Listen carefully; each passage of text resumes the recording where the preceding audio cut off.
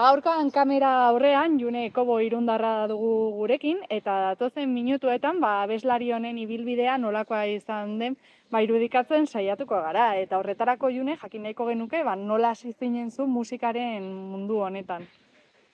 Egia esan, ez dakit, nik ez dut konsideratzen dagoela data bat justo nun sartu naizen musikaren mundura, ze txikitatik gustatu izan zait abestea, musika entzutea, familian ere asko gustatu zaigu dena entzutea, abestea, jotzea eta hori guztia.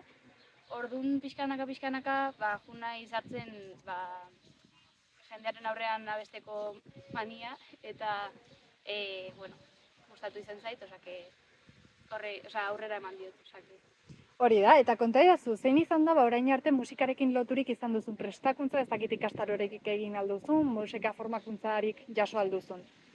Pixka, ez ez lineal erresateatik, baina ez dakit txikian nintzenean hainbat korotan abestu nuen, kontserbatorioan egon naiz urte pare batzuk ere, pianoa jodet urte pare batzuk, baina ez naiz asko oraitzen. Orain koro batean nago ere Irungo igabez batzan nago. Eta, gitarra nire kabuz ikasten jun naiz, bi urte terdi eramango ditut, gutxi gora bera. Baina pixkat ikusten nuen modura, pixkat ikasten badet hau, ondo, ikasten badet beste hau, ondo, baina ez ezer lineala, horrela esategatik. Eta konta idazu, ez dakit erraza izan zaizun, jendearen aurrean abesten hasteko erabakia hartzea edo modu naturalean gertatu ote zen? Egia esan, gaur egun oraindik jartzen naiz oso urduri askotan, baina notatzen da asko ezberdintasuna. Nik gogoratzen naiz oraindik lehen aldia abestu nuenean jende aurrean izan zen batxilergo emanaldi hauek, 4 pertsona dauden toki batean, baina negoen oso urduri, maskarillaren atzean gainera, menos mal, baina oso urduri hala ere, eta egia da, momentu horretan, negoela oso urduri, baina gogoratu nuen, duela, hori pasa baina bi aste aurrera nire pertsona lasai bat erabaki zuela hori egitea eta esan nuen zerbaitengatik erabaki eta hori egitea net aurrera eman. Eta konta idazu, ez dakit orain arte kontzertuak eskaini duzun, bakarka ibiltzen ote zaren edo beste musikari batzuekin elkarlanak egin dituzun? Egia esan, beti saiatzen ez bilatzen nonbait abesteko, gaztearteako estenak tokian batzutan eskaintzen digute gauzak, ez dakit, jatetxe batean edo kalean, eta normalan ni bakarrik egoten naiz, baina nire lagunen bat gitarra jotzen badu, edo adibidez pasaren egunean Asier Kajan egon zen bezala, galdetzen dietean nirekin jone duten eta hala bada jende gehiago jotzen dugu. Horixe da, ondo aipatu duzun moduan, berriki gazteartean arloak antolatutako kontzertu horretan ikusi zintugun, uztailean. Konta iguzu, imaginatzen dut, batez ere abeslari gazteentzat eta hemengo abeslarientzat, aukera hauek eskertzekoak direla, ez kalera atera eta zuen musika zein den erakusteko aukera horiek, ez? Bai. Egia da, pixkat zaila dela, azten zarenan jende horrean abesten, zeo zer gehiago atera zaizu, baina pixka zaila da aurkitzea jatetxe batean edo olako eventotan jotzea, eta egia da gaztearteko jendeak asko laguntzen duela, ze gugan sinesten dute, eta hori ez da gutxi. Eta, eman digute pasaren urtean ere aukeraren bat beraiekin jotzeko, eta oso pozik egon naiz. Gaur egun imaginatzen dut, musikari batentzat ezinbestekoa izango dela, bai sare sozialetan edo musika plataforma ezberdinetan zuen kaptuak igotzeak, ezagunak egin alizateko, eta hori zuen lana erakutsia alizateko, ez da? Bai, egia esan naiz pixkat desastre sare sozialeko kontuetan. Baina saiatzen naiz aldudan eta maiztasun normal batean gauzak igotzen. Azken bola honetan asko ez detigo eta YouTubeko kanala ere daukat bastante astua, baina pixkanaka saiatzen ez batzutan gauzak igotzen eta alako gauzak. Eta musikarientzat ere imaginatzekoa da, erreferenteek garrantzi handi izango dutela, ez dakit zure kasuan zentzuk dira musika arloan dituzun erreferenteak.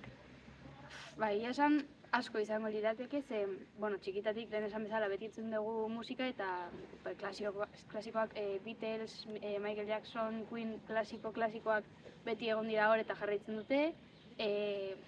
Ezakit, urteak pasahala ere gustatu izan zait Lenny Kravitz, Elkanka, ezakit pixkat denetatik, eta asko gustatzen zait musika berria entzutea. Ze gehien eta, asko gustatzen zait musika estilo ia guztiak, baina gustatzen zait asko jende berri hasten den jendearen musika entzutea, ze ematen dit nola esperantza bat, nola esaten dira, honek lortu du hau, bira nola egin duen hau, eta ez da duela urte pilo bat izan, eta ematen dit nola jarraitzeko gogo hori.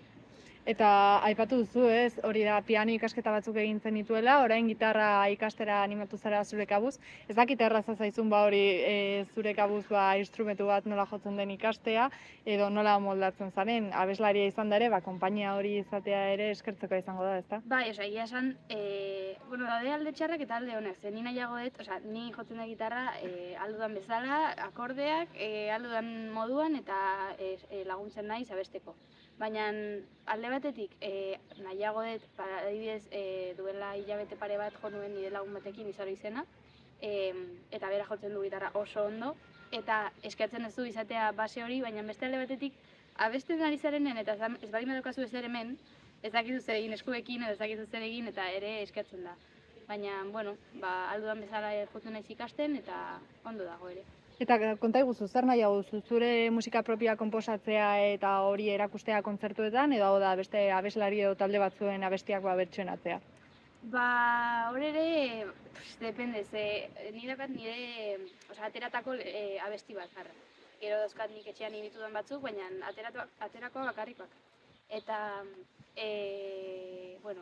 egia esan asko gustatu zait beti besteen abestiak eta lako berregitea eta manera ezberdin batean egitea edo beste modu batera egitea, baina nire abestia denean gustatzen zait, lasai nagola ez naizelako norbaiten abesti bat fastidiatzen ari, ze nirea da, baina egia da ere zailagoa dela, zenan zu idatzitako letra bat da eta zu benetan esaten ari zaren zerbait da, orduan ez dakit, depende egoera erabakiko nuke ze abestu nuke. Eta konta iguzu pixka bat etorkizunera begira zeintzuk diren zure asmoak, ez dakit musikatik bizitzea gustatuko litzaizuken edo musikarekin loturik zein proiektu dituzun orain buruan? Egia esan, askotan ematen diot bueltak horrei eta ni ez dakit, seguru ze izango naiz, denbora urteak pasa dela, ez dakitea biziko naizen musikaz edo ez, baina azkenean iristen naizen emaitzara, nire buruan ikusten dut, niri gustatzen zaidana dela musika egitea eta jendea musika entzutea eta nik sentitzen dudan poza musikarekin albalin badet transmititu, horrekin gelditzen naiz eta bizitzen badet edo ez horri buruz, izango da beste asuntu bat. Eta azkenik gomendio bat eskatuko dizut, hau da, musikaren munduan hasi nahi duen edo hasi berria den horreri, ze gomendio emango zenioke, bazuk egin duzun bezala, jendearen aurrean jarri eta askori geldiarazten dien lotxa hori saiesteko. Nik esango nuke aurrera egiteko. Eske benetan oso pertsona lotxagarri, jende hurren hitz egiteko eta holako gauzak ez, baina abesteko eta momentu askotan pertsona lotxagarri ez. Lotxatia. Pertsona lotxati bat naiz, baina saiatzen naiz aurrera egiten eta momentu batzuetan oso urduri jartzen naiz, despistatzen naiz, letra jaten ditut, akatsen bat egiten dut, baina bukatzen dezunean, behatzen duzu atxera eta esaten duzu, nik hori egin dut, eta hori oso ondo dago, beraz aurrera egitea. Mila esker June, esandako guztiarekin geldituko gara eta zure pausoak hemendik aurrera gertutik jarraituko ditugu, eskerrik asko. Zuei.